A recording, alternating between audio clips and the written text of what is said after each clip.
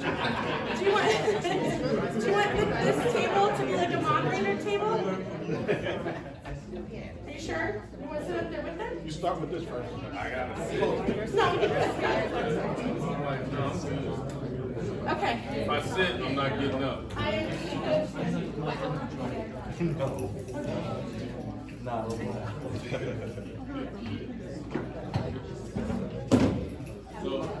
So here's what I want to know. Obviously, we don't have a bunch of people that were like first in their class in school, because I still have front row Well, seats. actually, PK, Okay, well then, somebody, y'all can fill in up front. I did enough of sitting in the front row.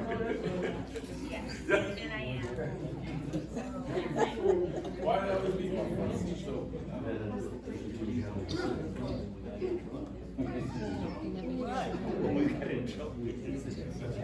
We did that for the.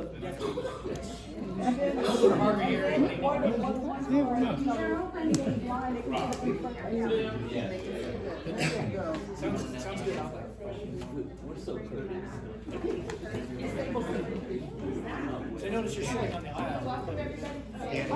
Quick getaway. Hello, everybody. Usually I'm sitting back over there. Welcome.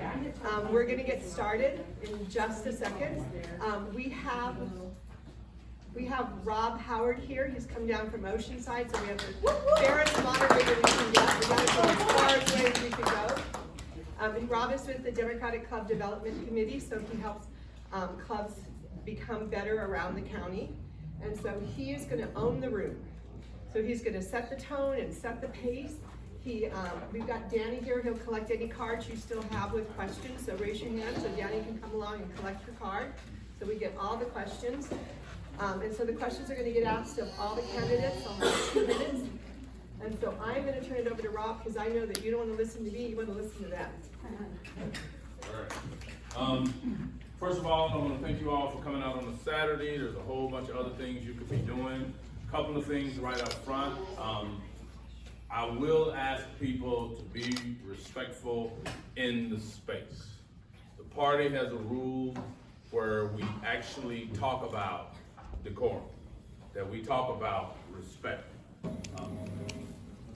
Most of you probably have a candidate that you particularly like and all of that, but what we wanted to do with this forum is to give each one of them an opportunity to share with you their views, their ideas, and their plans.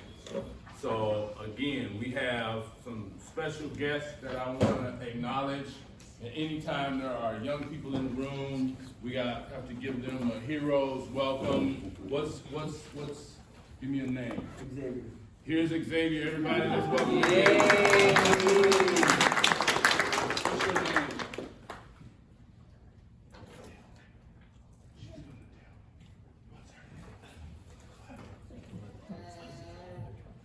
Say it for everybody to hear. Esna? Let's welcome Esna. Salah. Let's welcome Salah. The reason I point them out is for each of us to recognize why we do this, okay? So we're gonna set the stage. What we'll do today is we're gonna give them 2 minutes to do an opening statement. Following that opening statement, we have a series of questions and we put them into categories. We probably will not get to everything you want to ask today, but that's okay. Put your questions and notes on the cards. We'll get them to the club to make sure we keep capturing what people are interested in. Once we've gone through the questions, toward the end, they will also have 2 minutes for the closing statement. Because we want them to fully answer the question, they will have up to 2 minutes to answer the question. You don't have to use the whole 2 minutes, but you will have that 2 minutes. Are we clear? Yeah. She was messing with me, but as we, used to say before we left church, all hearts and minds are clear right now? Yeah. Let's get started. First of all, I will ask the seating arrangement. Oh, not because of the location of the event, but what we did was We picked a number, they all picked the number and got a chance to pick where they're seated. Why? Because we want you to know we want to be fair in all aspects of this event, okay? So, because of that, and he got the last choice for the selection, Colin, we asked you to do an introduction and you start with your 2-minute opening statement. Sure, great. Thanks very much. Appreciate the opportunity to be here. My name is Colin Parent. I'm a member of the City Council of La Mesa. That's a jurisdiction right near here. And I'm running for the 79th State Assembly District. Couple of things about my background. I got elected first to the City Council in La Mesa in 2016. I was the first Democrat in 20 plus years to get elected there. Happy to say that we've got a strong Democratic majority now.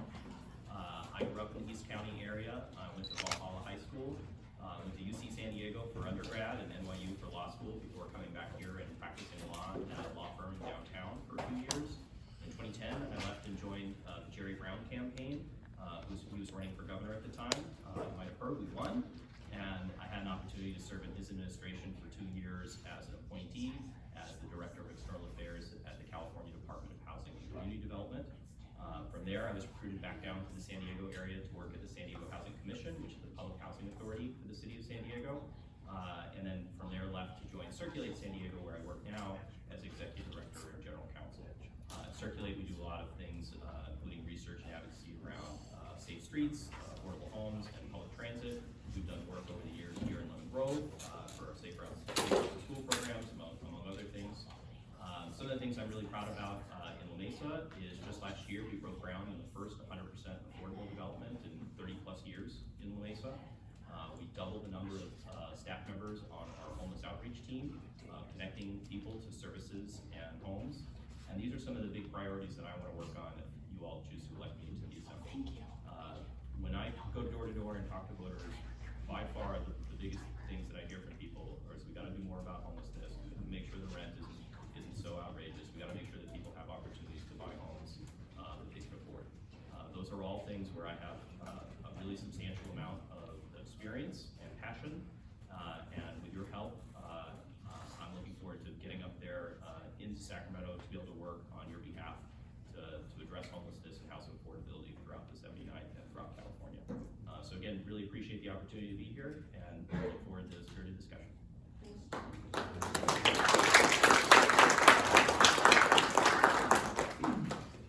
And the reason I am using first names, that way I stay away from titles, I stay away from all the other stuff. So, Shay, you are next.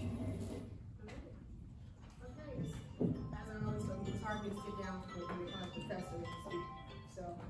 So good afternoon. My name is Dr. LaShae Sharp Collins, candidate for California State Assembly District number 79. And I am actually the only candidate that was born and raised right here within the 79th State Assembly District. I was born and raised over in Southeast San Diego, graduated from Lincoln High School, and then attended San Diego State, where I have achieved all of my three degrees there. I bring to you the experience of being the former district director for the now Secretary of State, Dr. Shirley Weber. I was her district director when she was the assembly member for this particular position. Therefore, I know this district inside and out. Also, because I was born and raised in this particular district, that also gives me the benefit of knowing the good, the bad, and the ugly of the 79th State Assembly District.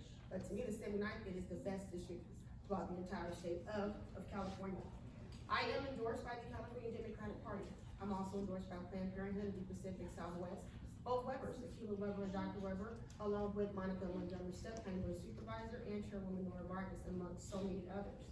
What I not only bring to you my experience of already doing the legislative work by being in Weber's office, working on the abuse brutality bills, working on many of the racial profiling bills, but also working on the education bills by helping to bring early childhood education programs, that many more affordable programs to our state. But I am also the community engagement specialist for the San Diego County Office of Ed. With that, I am working with over 42 school districts, impacting over 500,000 students' lives in various types of areas. working on the community engagement initiative, also working on the new community schools format that's being issued by the state, along with ethnic studies and a host of other things that's also coming down as well. Some of my key components to look at, of course, is education, also dealing with housing and making sure we have truly affordable housing, addressing the environmental and also climate justice issues when we have. This past Monday is a prime example of things that must get done, but not only dealing with that, but, there we go.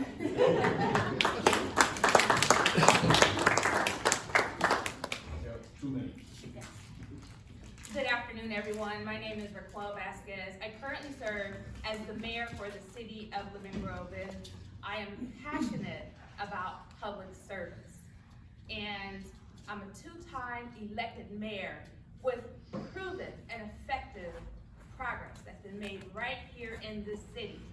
You know, it's all based on working with the community, but also working with staff to get things done. Now, you may ask, well, who is she? Well, you know, number one, I'm your neighbor, and I live in the 79th Assembly District, born and raised in the state of California, Los Angeles. And what brought me here to San Diego County was my husband, Jose Vasquez, which joined us today, and he served 24 years in the United States Navy, and his service to our country inspired me to serve in my community.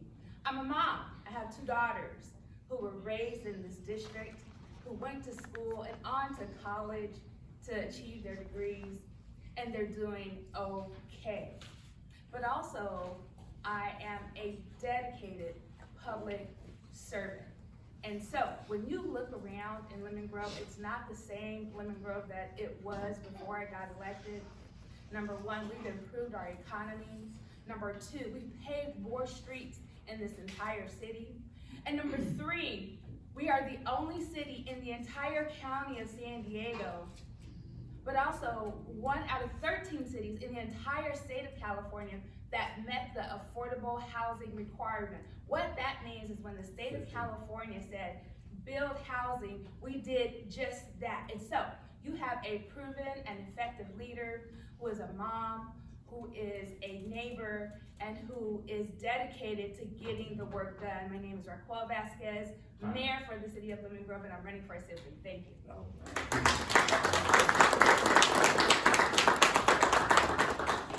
The first set of questions are going to be in the general category. There are a few things. These questions were submitted by members of the club. These questions will be general in nature, but they're designed for us to get a better idea of who you are and your past history. Question number 1, and we're going to start with Raquel. How much time? We will give you 2 minutes to do this one as well, because again, we want to hear the information that you have to provide. So the question will be, what is the history of your work for working class citizens? Can you give us your history of working for working class citizens? My history in terms of supporting working class citizens revolves around life. As serving for mayor of the city, it's a part-time position, so I work myself. And I'm a union member. I pay dues and have done that for over 23 years.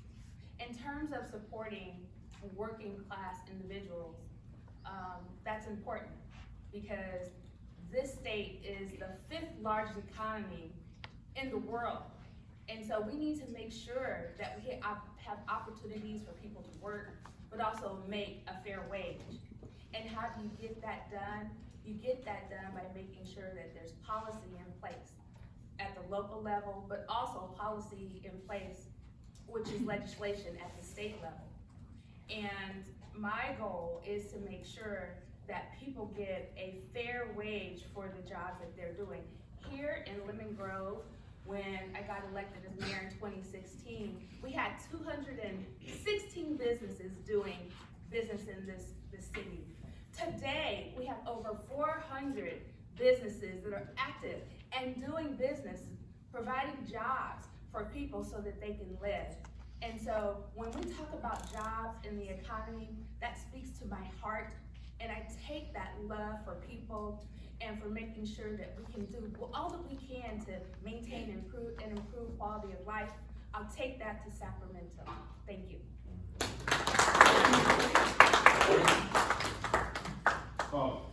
What is the history of your work for working class citizens? Well, Rob, thanks for that question, and thanks to who submitted it. I think throughout my career, I've been extremely focused on public policy matters that benefit poor and working class people. In my starting from when I began my service working in Governor Brown's administration, I worked at the State Department of Housing, and we were responsible for overseeing the affordable housing investments by the state of California throughout the state. When I was recruited to join the San Diego Housing Commission, that's the public housing authority in San Diego that administers thousands and thousands of housing choice vouchers, which are colloquially known as Section 8 vouchers, and also serves as acts as the housing financing agency for the city of San Diego, investing in affordable housing developments in the city of San Diego. At Circulate San Diego, not only do we work on housing issues, but we're one of the leading organizations advancing policy and advocating for more funding for public transit. Public transit is an absolute lifeline for a lot of low-income and working people, including and especially in places like Lemon Grove and La Mesa, where we have a lot of trolley access and a lot of trolley need, and as well as needs for the bus as well. Affordable housing and transit in my day job is definitely a big piece of it, but also in my service on the city council. So the city council, as I mentioned before, making big investments in permanently affordable housing, really historic for our community. But also doing more than that. We're the first jurisdiction in the region to adopt a project labor agreement to make sure that our public works processes are funding good paying jobs, and that's a big part of why I have the endorsement with the Labor Council and the Labor Federation, which I share with Ms. Sharp Collins.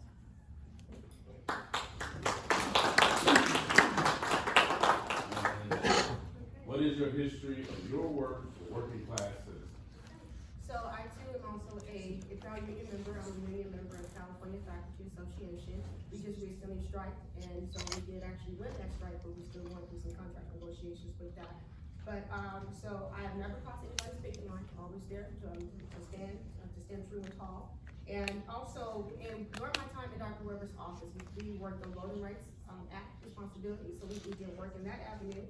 Also, I was instrumental in making sure that we had the early education program that was built out for all of our veterans. Just keep in mind, veterans are constantly moving in and out, and it's hard for them to find adequate child care.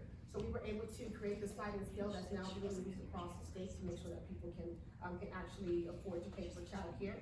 We've also been supportive of PLH throughout the entire state of California, but also the 79th district. We've been instrumental in bringing EBT cards to the college campuses. Under our leadership, we were able to now allow those that are getting food stamps to now use those cards on college campuses. Prior to Dr. Weber coming in office and my team doing the work, that never existed. We've also opened up the food pantries, and we have implemented the legislative policy for that that's requiring college campuses and our elementary schools, our really school programs to also have the food pantry programs. I've launched the apprenticeship programs and also dealing with trade as well, not only for the San Diego County Office of Ed. We host these apprenticeship fairs, but we've also done that through Weber's office as well. Under my leadership through AAAE, I've given out thousands of scholarships to middle-class families and low-income families for them to also attend not only four-year universities, but also community colleges. And I've done interview trainings through my department and the different boards that I've served on through Planned Parenthood and others. And we've also provided vision and dental care vouchers, so that way people who have not been able to go in to get vision and get glasses and also be screened for dental services. We've done that and brought haircuts to the community as well for families who were in need as they were preparing for job interviews and preparing for school.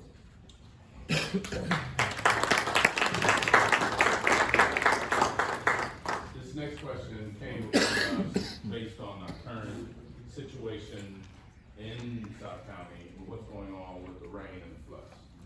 And based on the rotation, Lachey, you're up next. Please share your present position and how you have responded to the flood.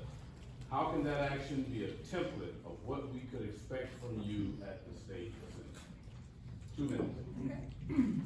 So, my current position is that what happened should have never have happened, in all honesty. My family has been impacted, my mother's here, I know that we had some flood damage to our home and there's other family members as well. But we should have known the information, the city should have known the information, the county and also the state. What I have done is, I have been working with our city and also county. I've done walkthroughs, but I'm actually physically going out there immediately after the storm and have been working and to help families out, who were in need. I've been able to provide PPE equipment for families as well. I've also posted information to my website in regards to the storm. So every time somebody wants information, it's on my Facebook page, it's also on my campaign page as well, in regards to this, because this is my community. When I say I'm born and raised in Southeast San Diego, my community was hit the hardest in regards to this. And so what happened should not have ever happened. Storm drains, the channels, they must be cleared out. This was a clear message to let us know straight out that nobody really paid attention to, nor did they really care to do the work for this particular BIPOC community. At the state level, it is my duty to make sure that the money that's coming down from the state, because there's no money allocated in the state budget to do this, we need to make sure that money is going to be allocated at the state level. And I need to make sure that I hold the county board of supervisors accountable for the money that's coming down, and also hold the city council accountable for the money that's coming down. You cannot treat this area as if it is a third world country, in my personal opinion. You do the channels, you clean them out over in La Jolla, you clean them out over in Del Mar. That same work should have been done here. And I hate that it took this type of disaster to wake people up to see that this impact could have been underserved for quite some time. And I've been saying that for years because I am a resident here. And so I will be a strong advocate for funding, but also accountability, and making sure that we do everything we can to clean up these areas and treat these communities equally, let's say that equitably, but we know that that's 2 different levels.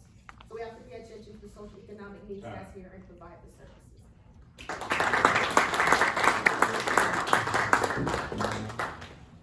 Right. Please share your present position and how you have responded to the flood. How can that action be a template of what we could expect from you at the state assembly? 2 minutes. So, I'm gonna do 3 things here. Number 1, just give a little background on the storm. Number 2, what action took place here in the city of Lemon Grove. And number 3, what lessons we can learn from the experience that we had. The kind of storm that we had was a 1,000-year storm. It doesn't happen here in San Diego County. And we live in a space and a place where water rolls downhill. So water from East County eventually made its way to San Diego. So if East County got 4 inches of water, right? And it came to Lemon Grove, and we got 4 inches of water. Now you have 8 inches of water that is approaching San Diego. And so with that comes debris and all the things that could clog up drains. So I wanted to give you that background. Number 2, immediately here in the city of Lemon Grove, our team of staff responded out on the forefront, directing people in the rain where they should go, blocking off streets to try and prevent people from experiencing outages with their cars, but also doing everything that they could to try and divert the flow of water. Number 3, well, not even number 3, but in that vein, that same vein, staff worked around the clock to clean up streets and to try and divert the water to where it needed to go. It was a hefty lift to try and make that happen. At the same time, we really stepped up our efforts to try and inform the community of the resources that are in place. And there are resources. Because I have less than 15 seconds, I actually have a binder here with resources. So if you want to take a look at it and see what kind of resources you can tap into to help, it's right here for you to see after our meeting.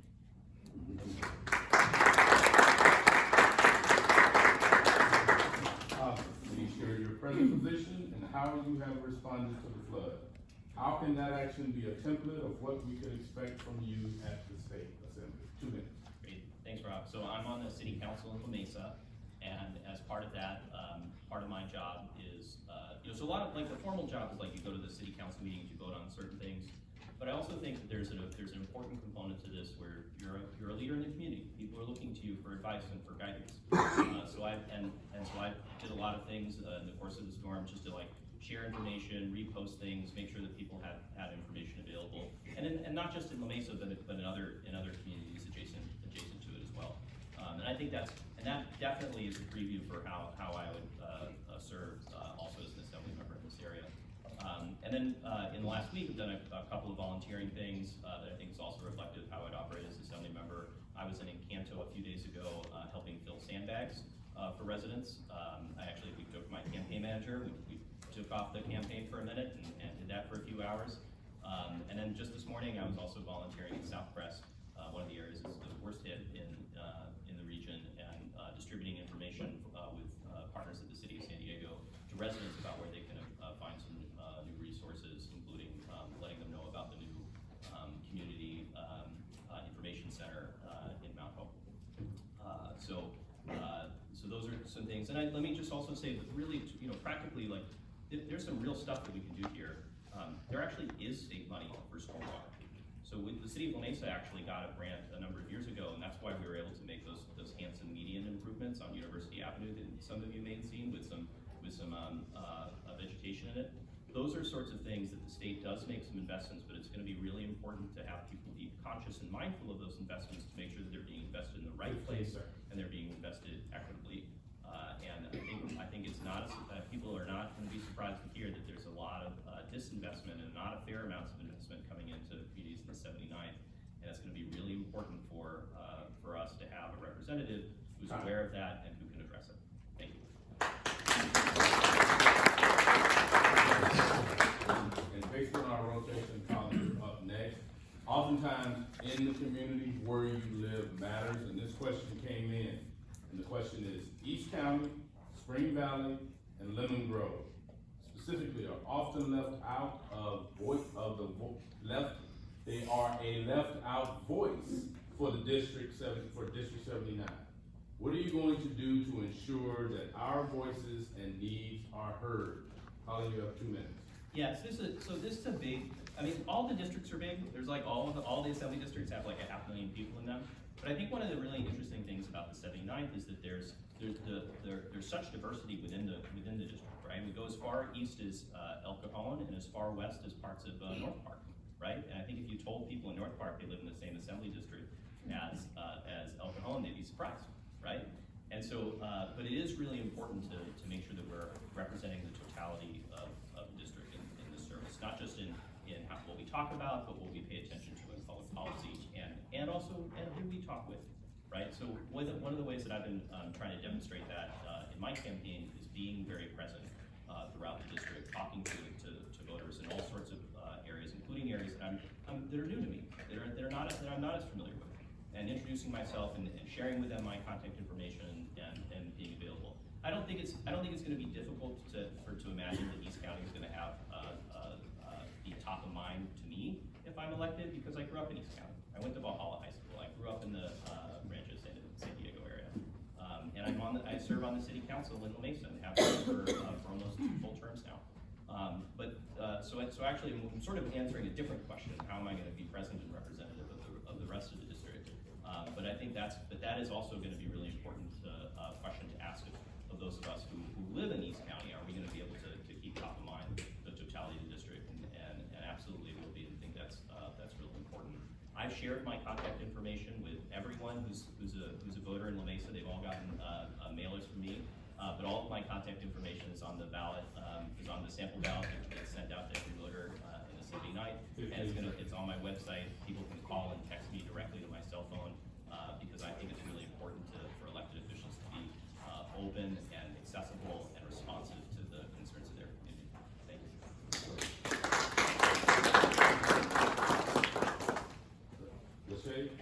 East County, Spring Valley, and Lemon Grove specifically are often the left out voice for District 79. What are you going to do to ensure our voices and needs are heard? 2 minutes. So if you get a chance to grab my handout that's in the back, on that table, my handout, my flyer says, "It's our voice, our power, our future." So collectively, whenever we come together and bring all of our voices together, the sky's the limit. We cannot be stopped. And so what I would actually continue to do, should I be elected to this particular position, is make sure that everyone is being heard. I have to meet you where you are. So what that means, I have to bring my information to you. When I was the district director for Dr. Shirley Wendell, it was imperative that we hired a representative from each part of our district. So that means I will do the same thing, continue to hire different representation from each part of the 79th State Assembly District, but also not just from each part of the district, but someone to represent each form of diversity that actually exists within the district. That is important, because you have to have different perspectives, different mindsets. That is extremely important in order for you to move things forward.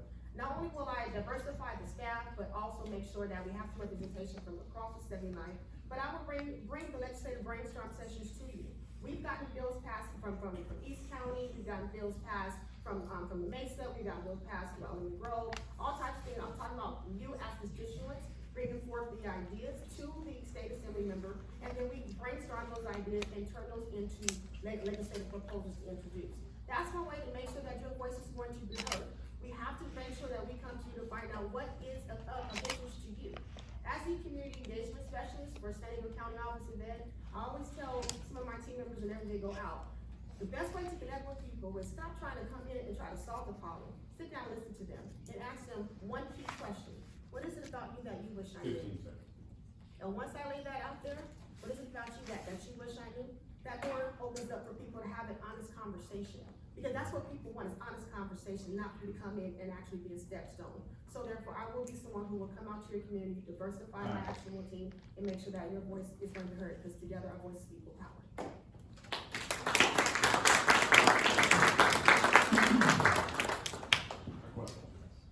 East County, Spring Valley, and Lemon Grove specifically are often a left out voice for District 79. What are you going to do to ensure our voices and needs are heard? 2 minutes. The one thing I'd like to say is, each and every one of you, you matter. And you matter in this district. And your voice matters in this district. And there's a difference between theory and actively doing the job. And my commitment has always been to keep a connection with the community. Number one, what I will take to the state level is a commitment to ensuring that I have regular hours that I'm available to meet with you, to hear your concerns. Number two, I will make a commitment to ensure that annually, a state of the assembly is moving forward within the district. Right now, I have a state of the city. And so that is my commitment to you. And number three, you will see me in spaces and places that speak to your heart. And throughout my service as a council member and a mayor, I was elected in 2012 to the council and then elected to mayor in 2016. People have always seen me here in Lemon Grove because I prioritize my city. But you will also see me in spaces and places and at events within the 79th Assembly District so that I can meet you where you are and we can have those important conversations. But also too, my commitment to you is to make sure that my staff host quarterly meetings within the district at libraries, where you live and in your space, so that you can connect and get regular updates. And that's how I will stay connected with you.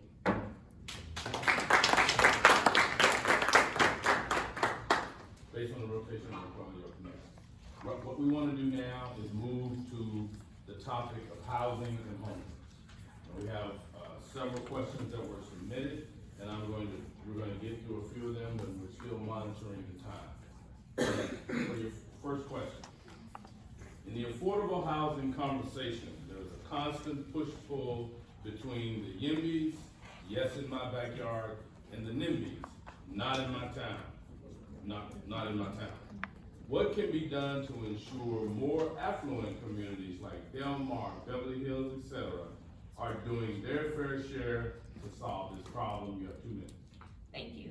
Housing and homelessness, they are tied together. And it's a very important topic that really needs to be addressed in the state of California. At the state level right now, there's a one-size-fits-all approach as it relates to building housing. And every community in the entire state is different. So the question that we have to ask is, well, how can we make sure that affordable housing, but also housing affordability is achieved in each and every space that we live in?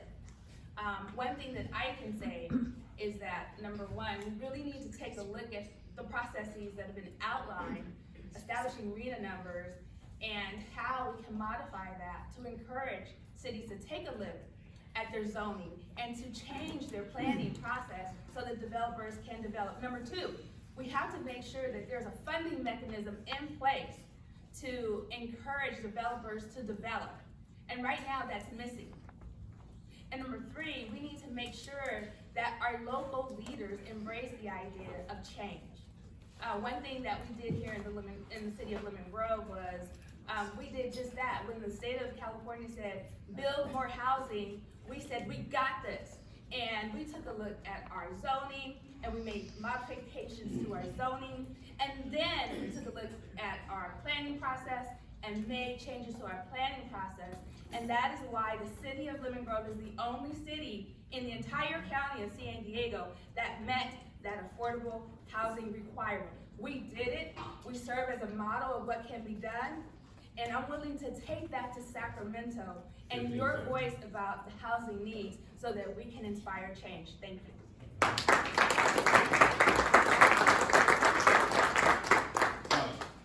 Yeah, this is a great question. So I'm very interested and committed to housing affordability.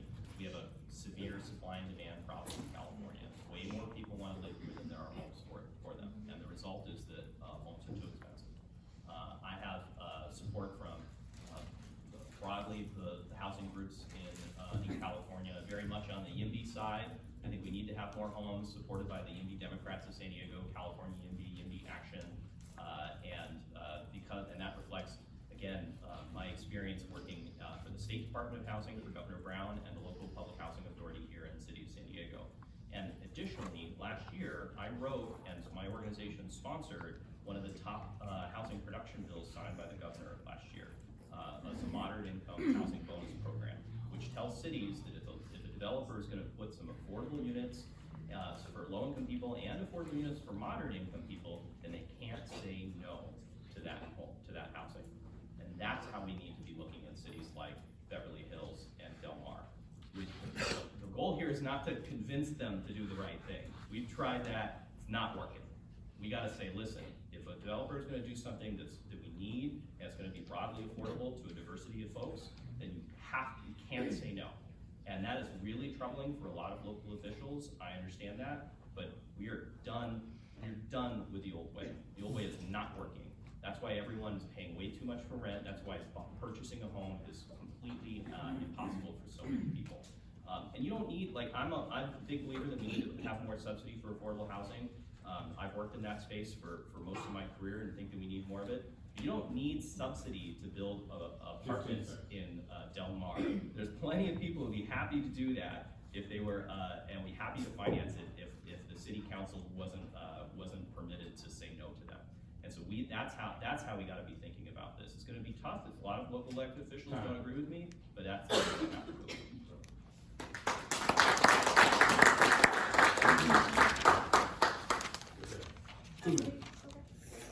As we seek to address the housing and homelessness crisis that we currently have, I believe it is important that we go back and try to reimagine the overall approach. We have to start thinking outside of the box. So in order for us to address this particular issue, we do need to do what we can to increase the actual percentage of the available units. Meaning that, so as we are requiring or building the housing, but then also having enough people that are coming in for low income and moderate income, that percentage of needs should actually increase. So that way a lot more people can actually get into those homes. But the issue comes down to affordability. We can talk about building housing all we want, but it comes down to the affordability. How can we get people into the homes? So, and it's not just for purchasing a home, it's also getting them into the apartment units as well. So we definitely have to, expand credit repair programs, because we have to do what we can to get people to get that particular part, resolved. When it comes down to being able to purchase a home and getting finances, one, we know that we have an issue, so once the state stabilizes and the interest rates can stabilize, things go down, and that's a good thing. That part is gonna be great. But then it boils down to, can the state offer an actual equity program, meaning we take on a certain percentage, so that way the home can become even more affordable. So let's say the mortgage is gonna be $450,000, maybe the state take on $150,000 of that. That way the home can be even more affordable for folks. But also, what about looking at the state property that currently exists? There's so much state property across the entire state of California. Looking at that property, how come we cannot build on that property and start opening up things? How come we can't start looking at some of the commercial properties and opening up, open up things for that as well? And, housing some of our homelessness, inside different types of, state property that we have. We can build on our property, and so we can bring in private and also public investors to do that particular work. But when it comes down to it, from the 2021-2022 fiscal year, ages 50 and older, it was about 40% of them were unhoused, but for ages of 50 years old and up. That's unacceptable, that's not okay, that's gonna continue to increase if we don't do something to make housing a lot more affordable.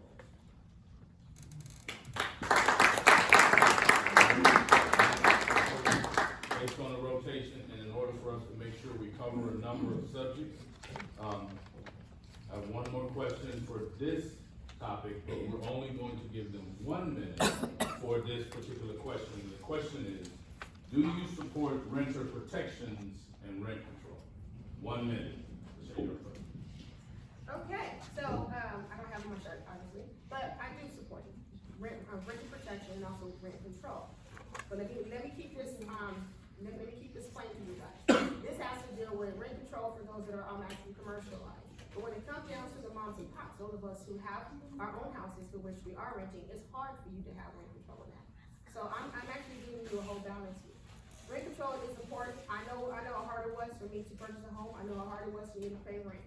I know people right now that are paying rent for a 1-bedroom that's $1,800 and $2,400.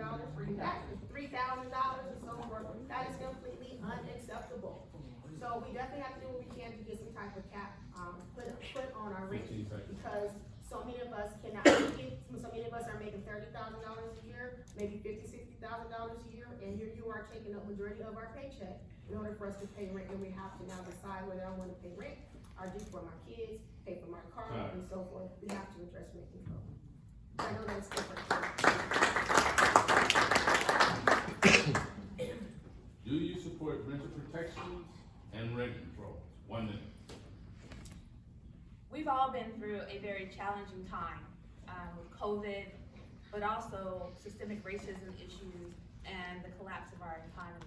And right now, everyone is feeling stressed.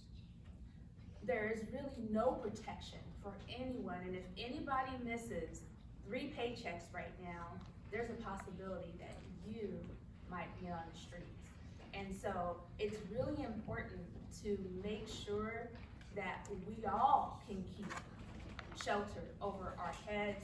And how do you get that done? Well, it's called legislation. And legislation at the state level will put into place parameters that can protect those who are seeking shelter. It's important. And so I am dedicated to that.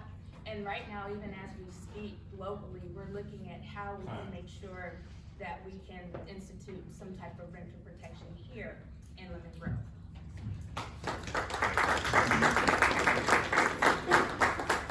Next, do you support renter protections and rent control? Yeah, so we need the best answer to the challenges for renters is that we need housing abundance. There needs to be more homes for people so that they're broadly affordable. We absolutely need a full slate of renter protections. We need to make sure that renters are treated well by landlords. We want landlords to be able to have to compete for renters as opposed to renters having to compete for landlords. One of the biggest important things that's going to happen in the time of whoever gets elected in this assembly seat is going to be how they're going to vote on extending California's anti-rent gouging law. So we have a law in California that says that renters can't experience rental increases above like a certain percentage, like 3 or 5% above 15%. inflation. That's really important. We need to make sure that that's preserved. It's going to expire in the next few years, and I'm strongly committed to voting to extend it. That's something that we that absolutely should be top of mind for renters and for people who have a concern about an affordable California. Thank you. The next topic we're going to approach is the economy. This next question is a bit long, and if you need me to repeat it, just let me know. And we will do that based on the rotation. Colin, you're up next, and I'll read the question. Since 2020, every American has felt the impacts of hyperinflation. Inflation has slowed to 3.4%, yet the price of goods is not coming down because corporations are hoarding higher profit margins. We have a divided Congress that is unlikely to agree on legislation that will help everyday Americans. What, if anything, can California do to get corporations to put people over profits? And as our assembly member, that can California, we're speaking to you. Colin, you're up next. You have 2 minutes. Yeah, I think this is a great question, and I think, you're definitely, people, the economy is doing well in a lot of measures, but a lot of people are really unhappy because prices of things are high, and they're not coming down. And I get that, because like, I have to pay for things too, and I don't really care for it. There are things, and yeah, a lot of this is downstream of federal policy, but there are things that we can do in California. So one of the most important things we can do is support our elected executives, like the Attorney General, like the Governor, who are tasked with enforcing some of the existing laws that regulate businesses and say that they are not allowed to price gouging in circumstances like this. And so we actually have had good laws, but it requires enforcement, and it requires having elected officials in the legislature backing them up and saying, no, we think this is important, we want you to do that. But let's talk about the biggest area where we've seen price inflation is really where the rent that people pay, right? It's the cost of buying a house, the cost of affording a new mortgage. And those are all things where, this is where, going back to housing, because this is really a fundamental challenge that we have in California. So many of other problems are downstream from our housing challenges. So we need to be, again, making sure that we're preserving our anti-rent gouging laws, telling cities like Del Mar and others that they have to allow for affordable homes. And we also have to be being creative, right? We need to work with CalHFA, that's the California Housing Financing Agency, that has a variety of loan products for first-time home buyers. We need to be making more investments in those things, figuring out ways to allow for people to get loans and to get on that housing ladder without having to suffer through the really challenging interest rate environment for first-time buyers. So I think there's a variety of things that we have to do, and I think, but very, very upfront and foremost, we need to be taking seriously the fact that costs are higher, and it's a challenge for households. Thank you.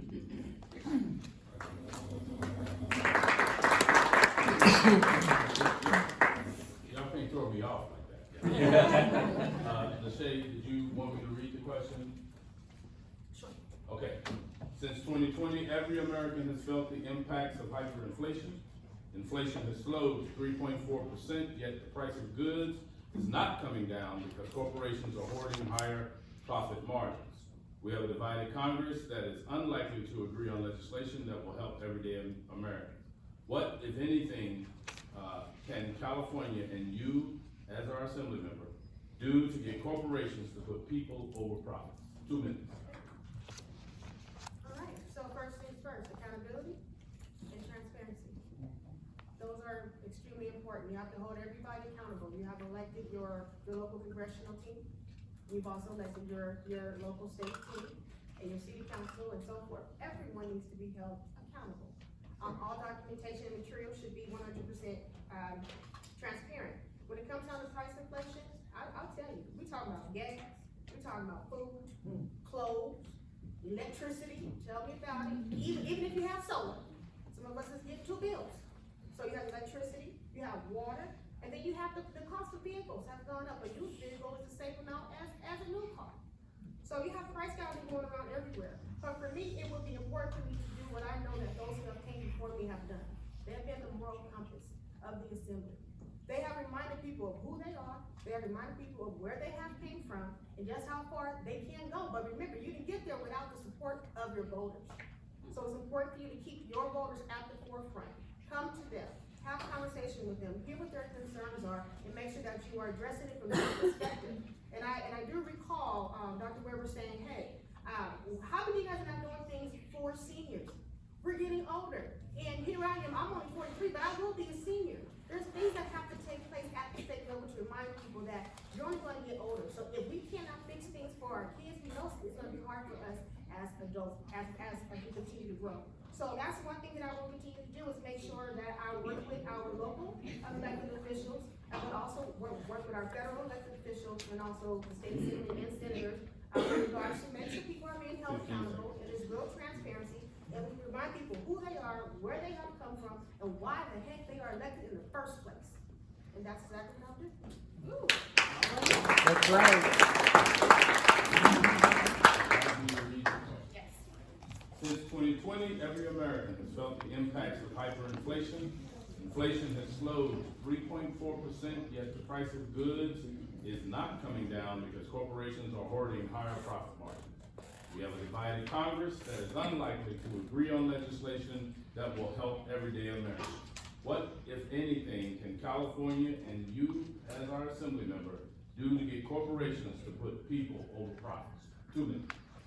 And as mentioned, this is an issue that can be addressed at the federal level. And it's a big issue. It's not just a California issue, it's a people issue. And at the state level, I envision opportunities to be your voice. And not just me, but the other 79 elected assembly members and 20 senators to fight for you. We know that when people get raises, when the minimum wage goes up, the economy goes up, and it goes up faster than the minimum wage. And it is creating a situation where right now, when you look at what is considered low income, it's actually $88,000 a year. So if you make $88,000 or less, you are low income right now in the state of California. So it's a matter of working with the elected officials to come up with legislation to try and slow down or curb the economy so that there's a balance.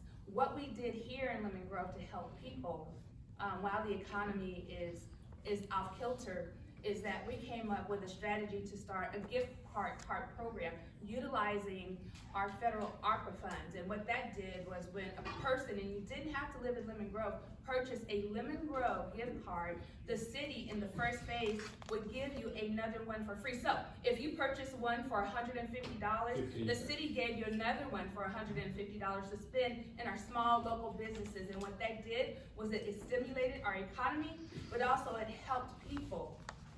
It put money in their pockets.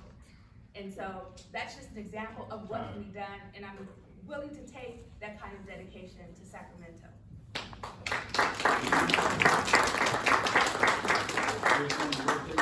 Don't sit down because you're next. On this next question, the last question was really focused on your answers around corporations, but this one targets our small business. More and more small businesses are closing up shop because large corporations are making it hard to compete. Small businesses are more likely to support locals, including Little Leagues and other local activities. What can you do as our assembly member to support small business? You have 2 minutes. Thank you. So what I know is that most people don't know about the benefits that are available at state level. There are lots of benefits for small local businesses. And so my commitment would be to ensure that people who are interested in starting a business, that they know about those resources, grant opportunities, not only to help you start your business, but to sustain your business.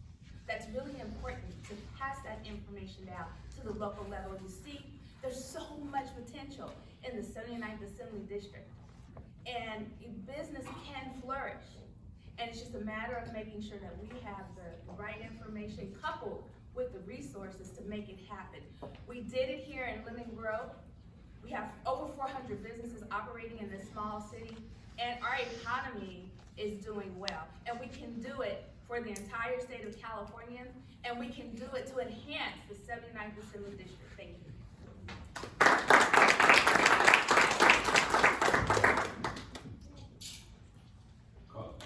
You need to repeat it?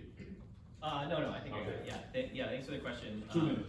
Yeah, so, you know, when I worked at the State Department of Housing, we did a lot of work around enterprise zone reform. It was one of the big programs at the time that was helping support businesses in California. But it was kind of a wasteful program. It had a lot of problems with it, which is why it got replaced. But in that course of that, I worked a lot with the Governor's Office of Business Development, with a lot of the organizations throughout California who work with small businesses and try to help that. And so I do think that there's a lot that the state can and should do to help facilitate these sorts of things. And had some similar experiences in La Mesa. We actually funded through some of our ARPA funds a small business incubator in the city of La Mesa, and a number of the alums have already opened up some small businesses in La Mesa. And I think things like that are good models to follow in places where the state can and should make further investments. But then also, too, is anyone else run a small business or a nonprofit, anything like that? Yeah, I've got a couple of hands up there. There sure is a lot of paperwork. Sure is a lot of paperwork. I run a nonprofit, and we get, every year we get a thing. You gotta fill out this paperwork to reassign yourself to the Secretary of State's website. Okay, great, do that there. Then you get another paper saying, oh, we got this. Here's a similar form for the Attorney General's list of organizations. Like, why are we doing these two? Why are there two lists? There's a bunch of these little small things that I think that add a lot of difficulty for people who are either running a small business or a small nonprofit that we need to re-examine. And we can do some of these things to make things easier to operate without having to sacrifice consumer protections or other things. We have to care about doing that, care about the challenges of running a small organization, and adopt policies that make it easier for people to operate those things. Thank you.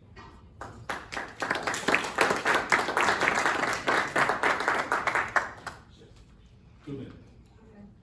So when it comes down to addressing these small businesses, it is extremely important that we continue to give back and that we support. It's important that we continue to shop local, continue to buy local, and also support those that are also growing their own gardens and so forth. There's different types of gardens here in the Grove, there's gardens in Mesa, there's gardens all across San Diego.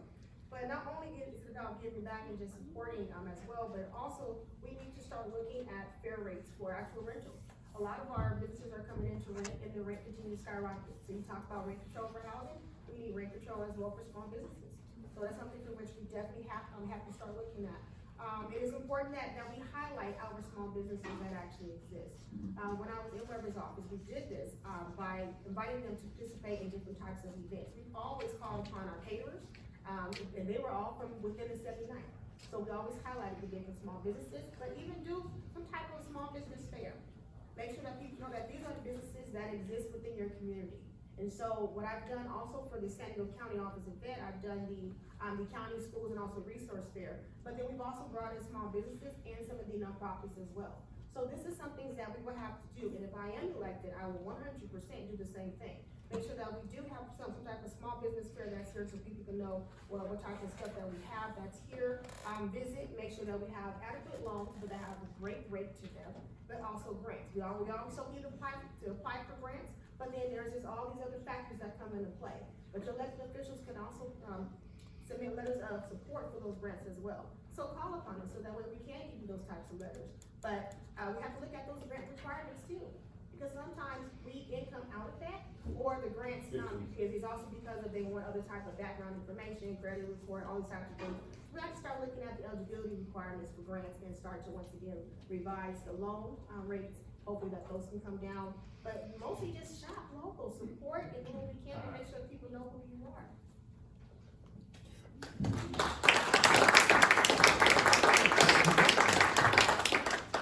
Based on the rotation, we'll let you know before you sat down. This next question, we talked about corporations and we talked about small businesses in the economy. But this next one is actually about the number of living wage jobs. And how do you support working families, and how do you increase the number of living wage jobs in this new economy? 2 minutes. So that goes back to what I was saying before about how I've already been helping, by hosting job fairs, doing job trainings, internships, making sure that we have, not only the sliding scale so that way kids can actually, be able to afford to go to some type of early education program. Those things still have to exist. But as far as, the livable wages, the state is already doing that work. We've already, of course, asked for, the low income, not low income, but the minimum wage to increase. But you guys have already said it yourself, and we just talked about it. Once minimum wage increase, what happens? So we have to address the whole inflation situation. But it's all about making sure that, yes, we need to have, adequate jobs that are coming in, jobs that are going to obviously offer us more than $40,000 to $50,000. Kudos to San Diego City College for paying their employees now $60,000 to ensure that they can have a quality of life. These are things that we're gonna have to do without always having to have policy. Keep in mind, trying to make legislation for some things can make things difficult. Some things we can just do because it makes sense to do it. And that's what City College has done, they just done it. And so, and when it comes down to, for example, In-N-Out Burger and all these other places, they also have increased the minimum wage. So these things are very important. When I was on the board of Planned Parenthood, we also increased our wages as well. And we continue to increase the wages to make sure that we hit that $25 mark. We are at $22 an hour. So there's things that we continue to do. Currently on the board of Educational Enrichment Systems, we've done the same thing. Our employees are now getting paid close to $30 an hour. Because we know just how hard it is to live here within San Diego and the entire state of Florida. So I will continue to be an advocate for quality wages, but just know that as we continue to provide more money, inflation's gonna go up, and we have to do what we can to address that problem first.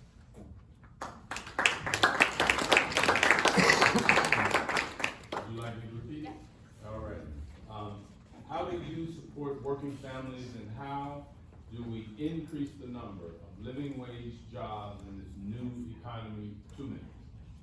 What I will say, and I hope that this speaks to your heart, is that there's a difference between theory and actually getting the job done.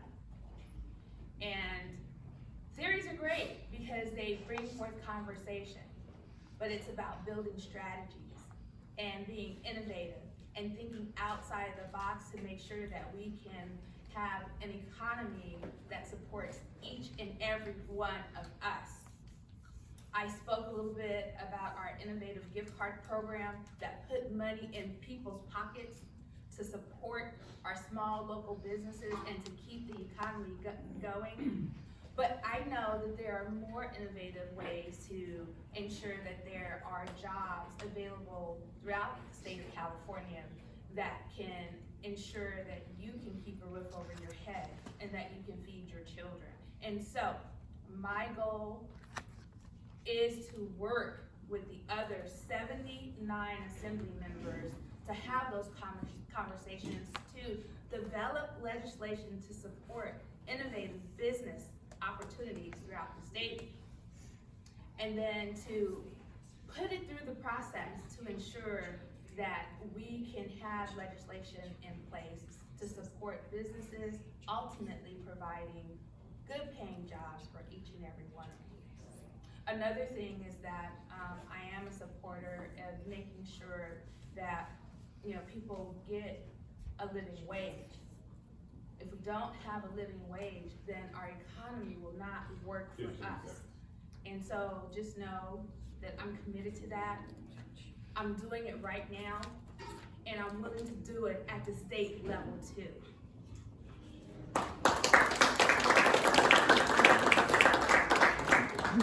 Yeah, thanks very much. A couple of things. I mean, the economy's run pretty hot right now, which is great for a lot of people, but it's not great for everyone, and not everyone is being well served by that. So I think it's really important for public policy to try to address that and make sure that everyone can share in that prosperity. In the city of La Mesa, we're the first. I mentioned this earlier, but we're the first city in the region to adopt a project labor agreement, which says that for the public works projects that we're funding, those projects have to come with good quality local jobs. That's something that we've done in La Mesa, and I think that's something that I'd like to see state of California also can and should invest in infrastructure that's gonna have broad benefits to the users of that infrastructure, but it also generates good paying jobs as they're being built. You know, things like public transit, things like investing in our sidewalks, things like the stormwater projects that the state invests in. But also, you know, I'm on the San Diego Community Power Board. I voted to create that entity. La Mesa is the only East County jurisdiction who's a member of that entity, and we're responsible for procuring clean energy for most of the ratepayers in our jurisdiction. One of the challenges that we have is there are not enough green energy producers for us to contract with to get that energy. That's a problem. We're going to need to address that. So President Biden has made huge, and the Congress has put huge amounts of money for green energy investment, but we are standing in the way of getting the full benefit of that with a bunch of regulatory processes that don't allow us to make those kinds of investments in California. The state of Texas has more wind farm and solar generation than the state of California. 15. And it's not because they have greater commitments to climate change that we do, but they have a set of rules that allows for those investments to be made. And we're gonna have to think differently about some of the way that we do that as well, so that we're able to not only procure green energy, but also create the good quality jobs that are associated with that. Thank you.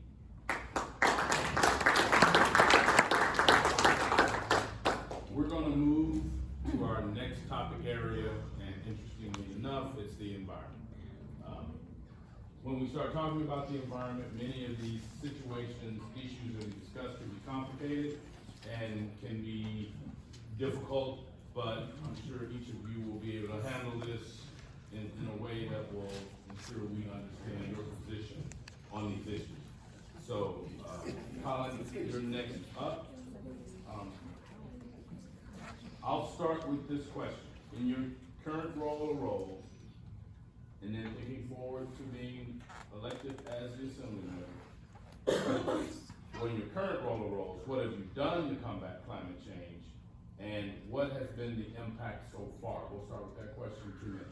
Yeah, thanks for that. Great question. So, my day job, I run a nonprofit called Circulate San Diego.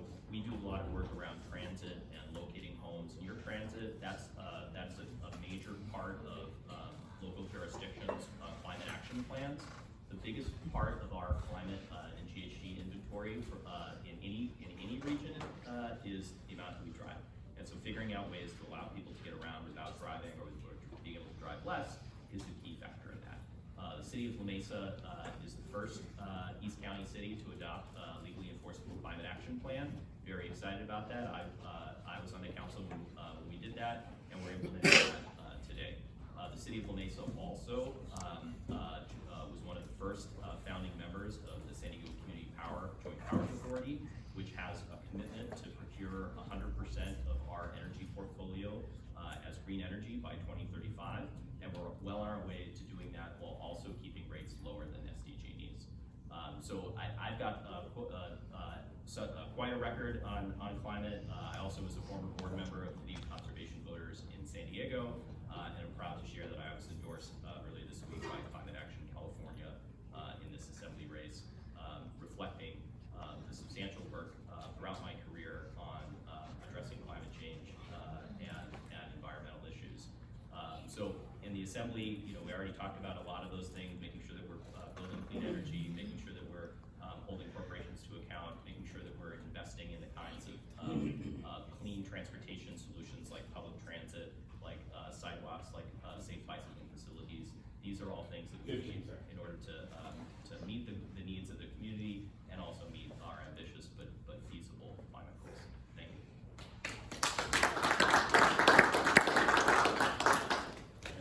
And let's say you're up next.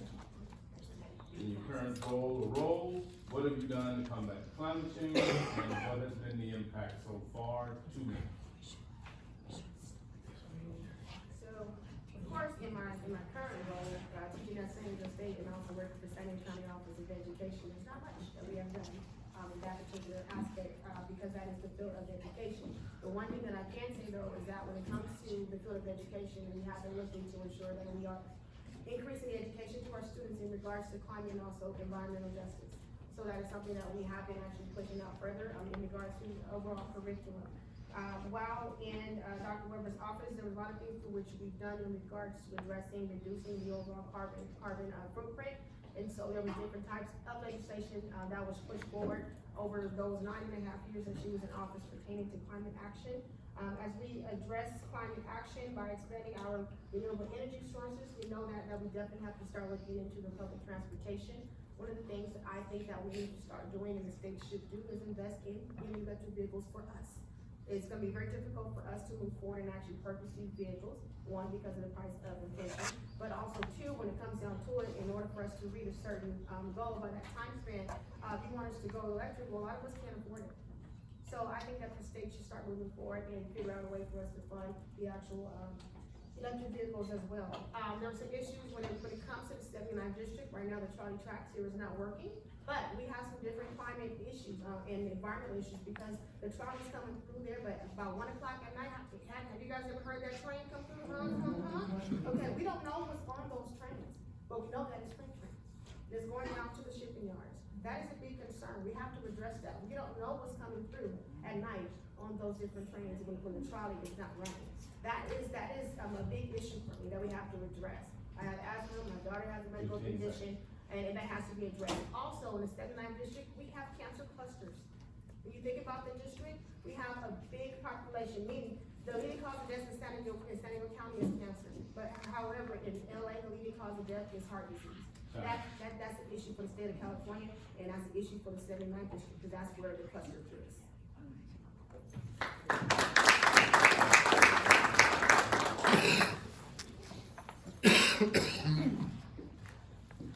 Our environment is a very important topic for the state of California. One thing that I like to tell people is that while, we are known to be golden, the golden state, it's important that we continue to maintain the word green. Green in terms of making sure that our economy flourishes, but also green in terms of protecting our environment. And I'm committed to that. One thing that I can tell you, in terms of actually doing the work, we have passed the most progressive climate action plan here in the city of Lemon Grove. We are now rolling into our 3rd year as a tree city. And when you plant trees, you actually reduce the temperature within an area.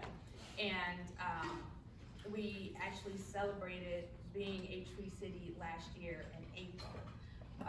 We are building more housing around our public transportation systems. And when you drive around, you'll actually see that housing being built right now as we speak. And we are installing charging stations. We want this state to flourish, but we also want our communities to flourish, all communities within the 79th Assembly District. This serves as a model of what can be done, and there are so many issues as it relates to government and government service, but we can take a look at the dollars that we have, and we can utilize those dollars to ensure a viable, a great future for the state of California. And I'm committed to doing that, not only here in Lemon Grove, but I'm committed to doing that and representing you in the 79th Assembly District. Thank you.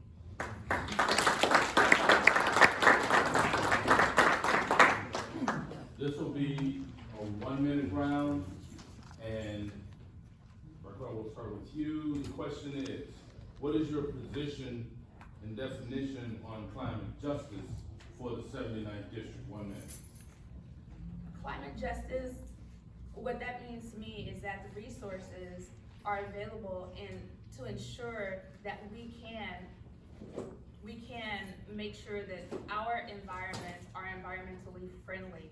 As I mentioned, installing those charging stations, making sure that people have access to those, making sure that we are doing everything that we can to reduce the incidences of illness-causing,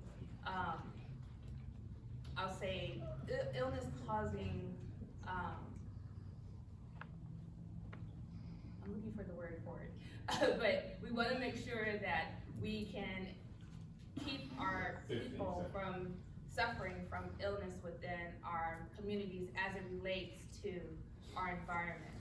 And I know what the problems are, and I'm committed to doing the work and coming up with solutions to try and alleviate those problems. And I say, let's work together to make that happen. All in 1 minute, your position on climate justice in the 79. Yeah, so, climate justice, climate change is happening, the world's getting warmer, and the consequences of that are being experienced disproportionately, right? So people in lower income communities, people in communities of color suffer more from that than other areas. So give you an example, right, things are getting warmer, folks in Del Mar don't have to pay as much for air conditioning as people out here in East County, right? It's warmer. And things like the stormwaters, the big storms that we saw this last week, that's downstream of climate change, but it's folks in the Southeast San Diego, folks in South Crest who are experiencing the bigger brunt. We had some challenges here in East County, but they were more severe in those other areas. 15 seconds. And what we need to do is we need to not only identify that this is a real phenomenon, we also have to work to make sure that we're addressing it fairly and equitably, to make sure that the funding that we put forward for these infrastructure improvements that are necessary are being placed where they're needed and in a way that's fair.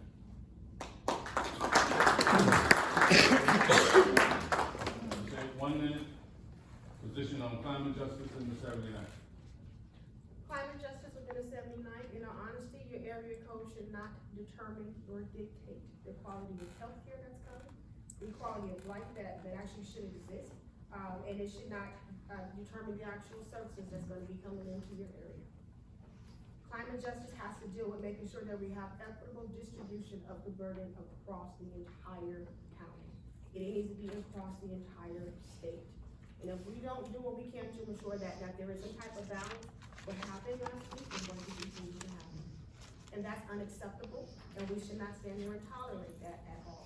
When it comes to looking at climate justice, it's the same way of looking at social justice. We have to do what's right and do what's right by the people, do what's right by the community. Because everyone deserves to have a real quality of life. And the only way for us to do that is if we all come together, bring our voices together, and stand up to those that are doing injustice work in our areas.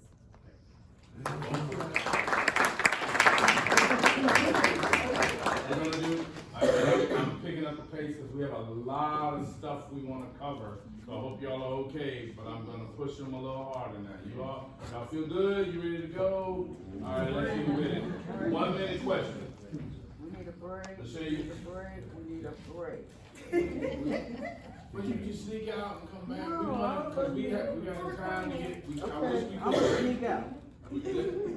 So, 1 minute round. Corporations are increasingly purchasing carbon offsets, areas of forest that are intended to be preserved to offset carbon emissions in order to claim a net zero in their carbon emissions. Do you agree with this practice, or do you think corporations should be required to reduce their carbon footprint? 1 minute. Okay, we need to go back and reset up. All right. Corporations are purchasing offsets for their carbon emissions. And the question gets to, do you agree with this practice? Or do you think corporations should be required to reduce their carbon footprint? I think that they should be required to reduce it. I also believe that we need to start looking at some of the local community work that's taking place, such as Grid Alternative, and there's other places as well that are doing work. And we need to start making sure that we here in this room are becoming stakeholders in this particular process. So I do think that, yes, they need to do what they can to reduce it, but I also think that we also should become a stakeholder in this process, so that way we can, do what we can to get it done and make sure that it's being something that's equitable across our cities and our counties and our districts. 1 minute. So, I do believe that corporations can reduce their carbon footprint, and that the burden of that weighs on all of our shoulders, not just some. And so, that is something that I will definitely keep my eye on, and working towards solutions to bring forth fair opportunities for corporations but also for people to do their part to ensure that our environment remains green. It's truly tied to the future of California, and if we can do that, support a real green future, then this state of California will remain golden.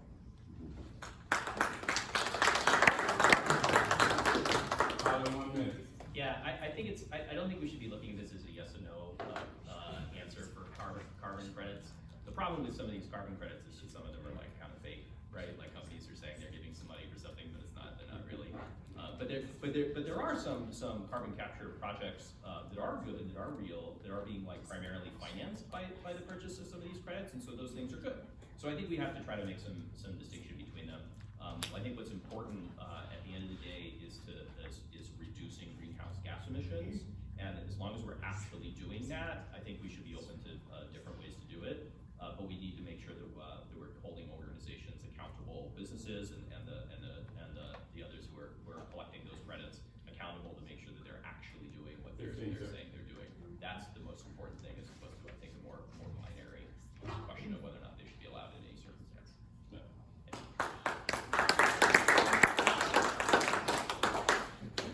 Colin, you're first up. We're gonna shift to healthcare.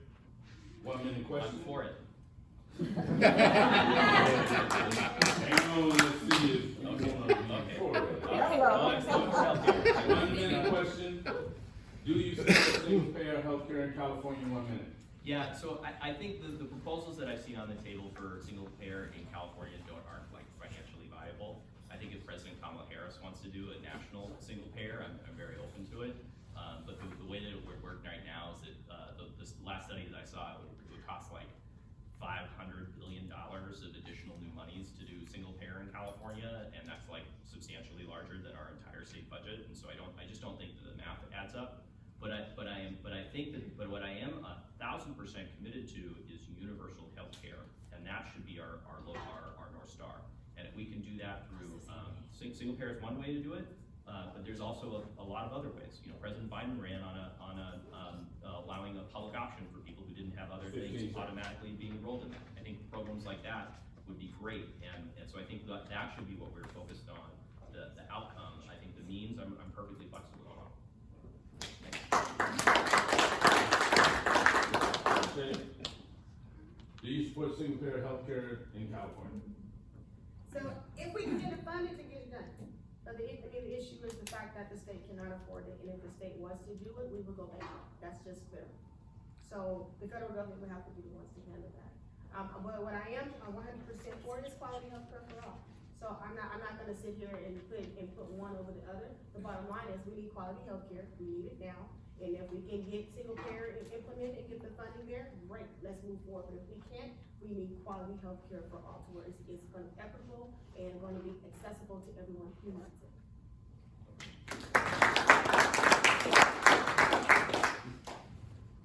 And so, me personally, I support single payer healthcare. But I wanna say this, right now, in this moment, it's not just about me.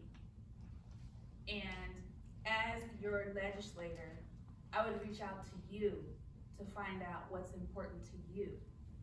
And based on what you feel would benefit you as it relates to healthcare, because the cost to see a doctor is too high. And the cost to get medication is too high. And you better not get sick, because if you do, you might lose your home. So, the question that we will all have to address is, how can we come up with a healthcare system that can work for everyone? So yes, in this moment, personally, I support it, but I want to hear from you.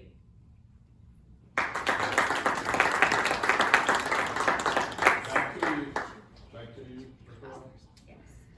This one, I'm not gonna do 1 minute, I'm gonna do 2 minutes, because there's 2 parts to this question. And for everyone here, do me a favor, let's hold our applause, let them get through the question, and we'll just applaud them all at the end of the question. All right, here's the question. Do you support access to abortion? And Do you agree with California's current policy allowing people from out of state to access abortion care in California? 2 minutes. Yes. All right. I wasn't even ready for that. Yeah, yes and yes, and I'll add a little bit more to it too, is that, you know, we have to be, not only is reproductive choice have to be a part of what we provide in California, we also have to realize that we're in this weird state nationally where different things are happening in the national level, and we're gonna need to be prepared for and it's already happening now, but we gotta continue to be prepared. People are gonna be coming in from other states trying to access reproductive care, and we need to make sure that we're doing, not only are we saying yes to that and helping facilitate that, but also making sure that they can do that safely without consequences back home in their other states. So we had a discussion in the city of La Mesa just earlier this year about sort of a license plate reader thing for the police department, right? Which is useful for solving certain crimes.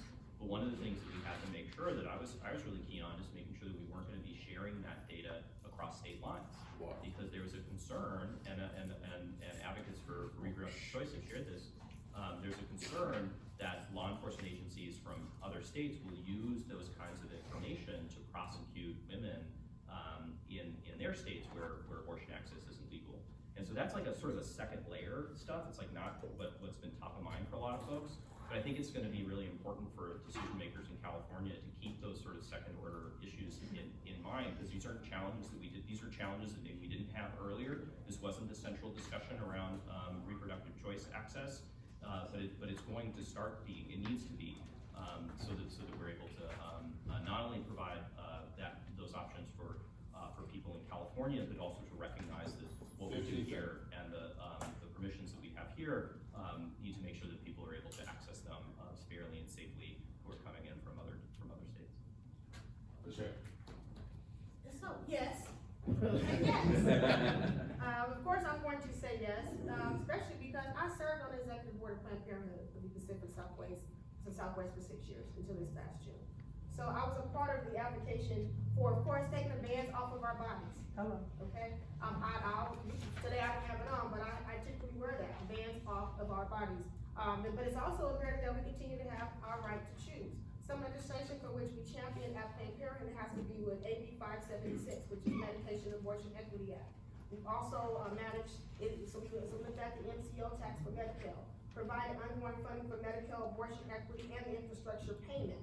We've also looked at AB 583, invest in efforts to improve health care for pregnant and birthing people, also AB 492, behavioral health pilot program for the reproductive health care, along with a host of others. Those are just a couple of legislations that I've been a part of advocating for as serving on the board of Planned Parenthood of the Pacific Southwest. So heck yeah, I would be an advocate. 100%. So yes and yes. Don't sit down. You can applaud for that whole section. Honestly, we won't be able to get to all these questions, so if you put some questions in that we didn't get to, we're really trying, but we still have other areas that we haven't had a chance to go to. We're gonna give you 1 minute on infrastructure. And what I wanna know is infrastructure across the nation has seen decades of deferred maintenance. Congress passed the Build Back Better to address our crumbling infrastructure. I want to add that we have the Inflation Reduction Act. We have the Infrastructure Act, but also we've got the Justice 40 initiative. The question is, as an assembly member, what are you able to do to ensure that those funds get to our community and specifically the 79th district? And you're up. 1 minute. As I said before, accountability and transparency. So here I am advocating for the funding to come down from the state. It's going to the county. Counties they're going to distribute it money down to the cities. But it's up to me to make sure that all the money that I know that's coming down for this district is being allocated to exactly where it needs to go. That means I have to not only deal with our county board of supervisors and also the Season of the Grove and La Mesa and other ones, but I will have to be a true champion there and making sure that, hey, I know how much money came to your city, where is it going? I need to see the proof of where it's going. And that's the biggest thing that any of us can do, to make sure that we're doing accountability and transparency. And not only just doing too often people can check the box type of things. I don't want this a check the box type of process. What I want is, okay, now we put that money there, is it working? Now we need to have an assessment of that. Is it working? If it's not working, what else can we do to now change that? So, once again, for me advocating, meaning accountability, transparency, and a thorough assessment of whether things are working and not working within the state, and holding everyone that is in the local municipalities accountable, because I'm at the state level, the money's coming down, so to me, I'm gonna be solely responsible for what's being distributed to the other.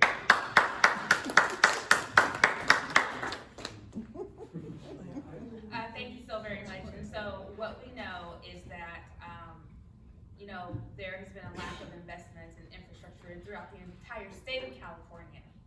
And I'd like to bring that home and say, even for the city of Lemon Grove right now, we have a $55 million backlog in infrastructure improvements, and we are not alone. So when you take a look at government agencies and you take a look at our schools, there's significant investments that are needed in terms of infrastructure maintenance and infrastructure improvements. And so my commitment as your assembly member would be to make sure that they have at the state level what they call community investments that can happen on an annual basis, and making sure that government agencies and those who are qualified, that they apply for those funding, for that funding when it's available. So, thank you.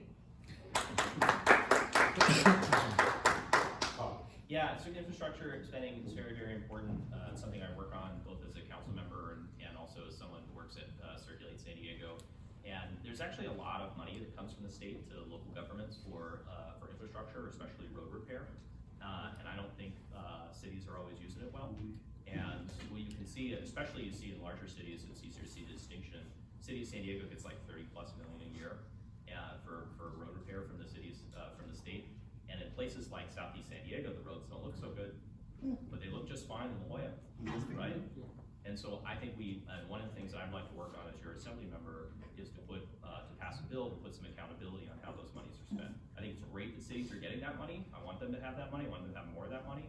But we got to make sure that that money is being spent fairly and equitably and fixing the roads that are most damaged first, and not prioritizing the places that have the most political pull.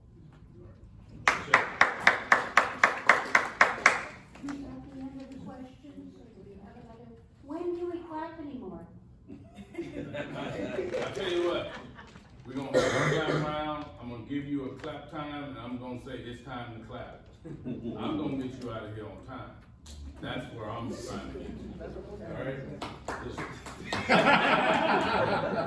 Go ahead, PK. No. Everyone, okay, you threw me off. Did everyone get to answer that question? Yes. Okay, all right. And Colin, you were last on that one, right? Correct. Okay, so that means Colin was a 3. That means now we go to you being first for the next. 1 minute round on education. We've seen a significant increase in parental rights groups across the state that are attacking school boards for supporting LGBTQ+ youth, providing equity in education, supporting students' mental health, and a plethora of other things. The question, what can the state of California do to ensure equitable access to education for all students in all districts? Colin, your first 1 minute. Yeah, so we have, first of all, we have to maintain and strengthen our existing laws that prohibit discrimination by school boards. And we've got a lot of those on the books, and they're, but we gotta make sure they stay there. But really, the way that this gets addressed is, so first of all, this is awful. Like, I mean, it's really bad. You're seeing some of this pretty close to home, even in Orange County. But 10+ years ago, we had a movement on this at Rosemont Union High School District. They were doing some of the similar stuff. It was really bad. And so what we need to make sure is not only are we supporting good, progressive leaders who are going to administer the school boards appropriately, we also have to support our executives, like the Attorney General, like the Governor, who have just recently, have stepped in and said to those bad actors, no, that's against the law, we're not allowing that in California, and we need to be strongly cheerleading those kinds of efforts. Thanks. Okay, Lachey. You want me to read the whole thing? All right. We're seeing a significant increase in parental rights groups across the state that are attacking school boards for supporting LGBTQ+ youth, providing equity in education, supporting students' mental health, and a plethora of other things. What can the state of California do to ensure equitable access to education for all students in all districts? 1 minute. So as of right now, the state is doing everything they can to 100% strengthen the education laws.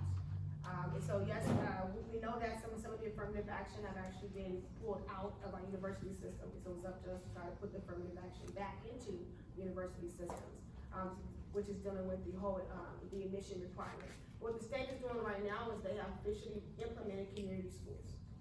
So with the community schools initiative, that is now requiring that all of us 100% get involved. Yes, they have the LCAP and which is the Local Control Accountability Plan, LCFF, but the community schools model, that is the model to where everyone has a voice, meaning us as community members, and that we're partnering with the LGBT centers. We are partnering with our mental health services and programs. We are partnering with a number of community-wide organizations because it's community schools, meaning we are addressing the whole child, which means not just the child, but also the families that are being addressed.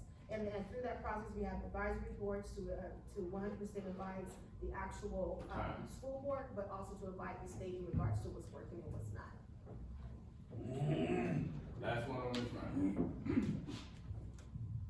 We're seeing a significant increase in parental rights groups across the state that are attacking school boards for supporting LGBTQ+ youth, providing equity in education, supporting students' mental health, and a plethora of other things. What can the state of California do to ensure equitable access to education for all students in the district? 1 minute. What the state of California can do is ensure that there's equal access to equal education for all, regardless to your background, regardless to your nationality, regardless to your beliefs, and regardless to your gender preference. The most important thing right now as we speak is that we make sure that our students are educated. And right now, that's just, we're missing the mark just a little bit. And I'm talking about, you know, the K through 12 level. And so we need to put together legislation to support that effort and really walk away from opinions regarding people's background, nationality, or their human right preference. And that would be my focus, really making sure that we can improve the quality of education in all communities, and especially the 79th Assembly District. All right, applause right now.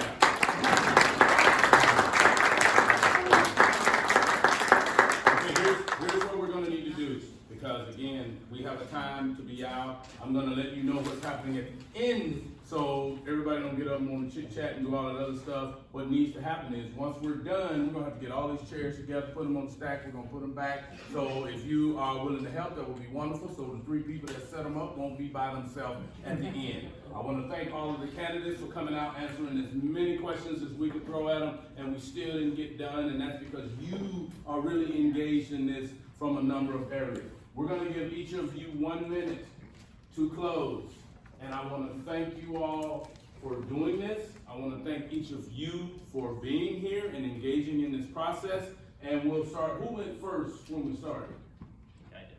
Colin. Okay, so you go last. That means we'll start with Raquel. 1 minute. 1 minute. So I'm a proven and effective leader who really works to make improvements for all, and it's through service. What you heard today is based on data and facts. It's not manufactured, it's not made up, and it's not because I have a personal agenda. You see, my agenda has always been service to people and service to you. And so right now, as we speak, you can take a look at my website and see a list of accomplishments, but also you can see where I represent 15. represent our district on different boards and committees. So my name is on the ballot. It's the first one, and you know, after you do your research, I encourage you to vote for me. Thank you.